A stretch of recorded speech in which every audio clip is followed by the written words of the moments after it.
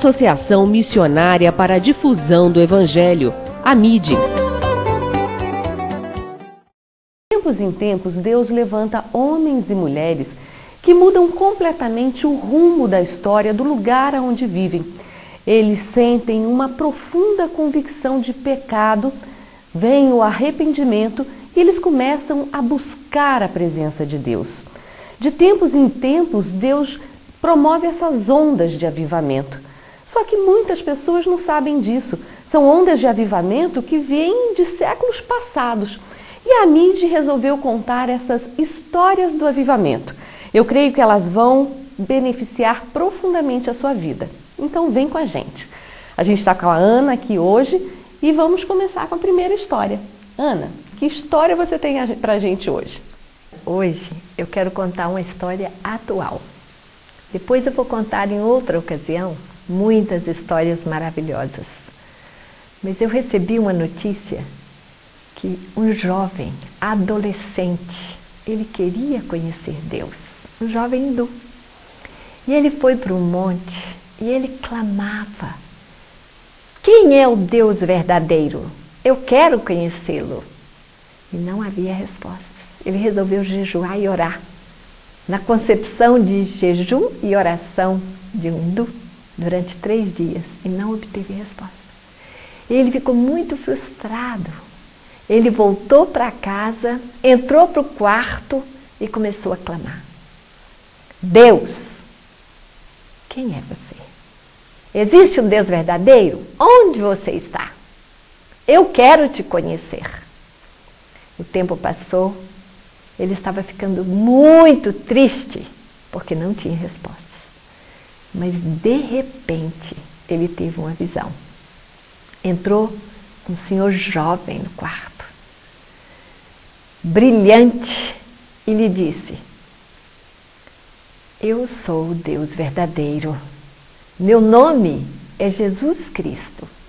Eu morri para te salvar. Eu o amo. Agora vai e fala do meu amor. O encontro pessoal desse jovem adolescente com Jesus marcou a sua vida de tal maneira que ele buscou uma igreja, ele se batizou e ele começou a falar do amor de Jesus. A sua família falou: não, você é muito jovem, você não pode fazer uma escolha agora. Mas ele não pestanejou. Quando ele teve que fazer uma escolha entre a sua família e a sua fé em Jesus, o Deus verdadeiro, ele ficou com a sua fé. Acabou contagiando a sua irmã com a sua fé maravilhosa. A irmã casada também com um hindu. E ela se converteu e recebeu Jesus. Quando o marido soube, ele chegou perto dela e a ameaçou com uma faca. Ou você nega esse Jesus, ou eu vou cortar um dos seus dedos. E ela disse: não, não vou negar Jesus. E ele lhe cortou um dedo, esvaindo em sangue, em lágrimas. Aquela jovem senhora disse: eu não posso negar a Jesus. Então eu vou cortar mais um dedo. E ele cortou todos os dedos daquela mulher, perdendo muito sangue. Ela disse: eu vou morrer. Mas se eu morrer, estarei com Jesus. Mas se eu viver, viverei para Jesus. E ele, quando terminou de cortar os dedos das mãos, ele começou a cortar os dedos dos pés. E cortou todos. Ela estava viva. Mas ele começou então a cortar todo o seu corpo, dizendo: nega essa fé. Ela disse: não posso. Se eu morrer, vou estar com Jesus. Se eu viver, viverei para o meu Jesus. É forte esta palavra. A mulher morreu. Foi uma mártir do cristianismo. Mas isso não abalou a fé do seu irmão. Ele se preparou e se tornou um pregador. Hoje ele tem 25 anos. Nasceu de novo e um avivamento veio ao seu coração. Uma pessoa avivada pode mudar muitos pontos de seu país.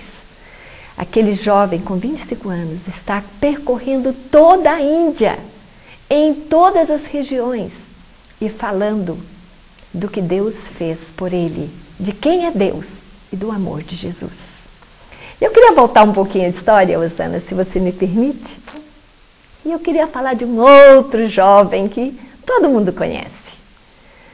Um dia, um jovem fariseu, um grande guardador da lei, pediu cartas aos líderes do judaísmo para perseguir os cristãos da igrejinha nascente. E ele recebeu essa permissão e, com um grupo de guardas, partiu para Damasco para prender, obrigar a blasfemar. E tentou, conseguiu algumas vezes, outras não, e até para matar. Mas quando ia a caminho, uma luz mais brilhante que o sol do meio-dia reluziu nos céus e desceu até eles. E foi tão forte que ele caiu cego no chão. Eu imagino que Paulo viu Jesus naquela hora, porque ele perguntou: quem és tu, Senhor? Quando ele disse Senhor, ele já tinha reconhecido que era uma autoridade espiritual que estava ali. E ele disse: eu sou Jesus, a quem tu persegues. E Paulo pôde ver que Jesus se identificava com a sua igreja. E quando ele perseguia os cristãos, ele estava perseguindo o próprio Filho de Deus.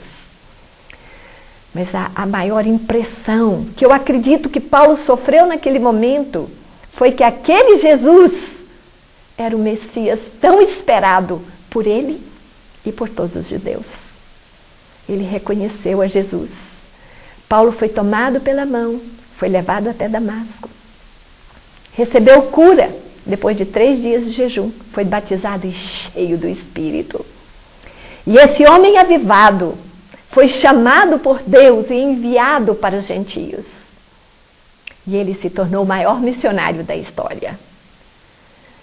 Avivamento produz evangelismo.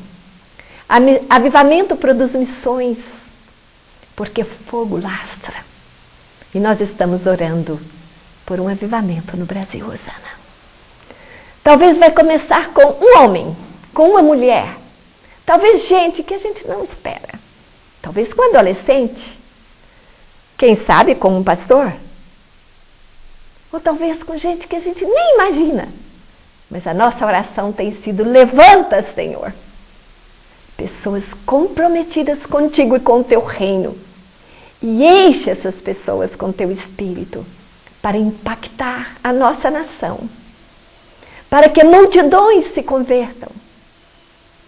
Para que a obra missionária se cumpra no Brasil, que tem uma profecia, que este país seria um celeiro de missionários. Nós estamos esperando essa profecia. E ela há de cumprir, e o avivamento há de chegar. Os seminários estarão cheios de vocacionados, e nós vamos ver gente cheia do Espírito, com o coração apaixonado por Deus, que manejem bem a palavra da verdade, levando o evangelho da salvação a povos, tribos, línguas e nações. Esse é o sonho que a gente traz no coração. Avivamento que produz evangelismo, missões para a glória de Deus e para o engrandecimento do seu reino. Você conheceu a história desse rapaz hindu que, por motivos de segurança, a gente não vai divulgar o nome.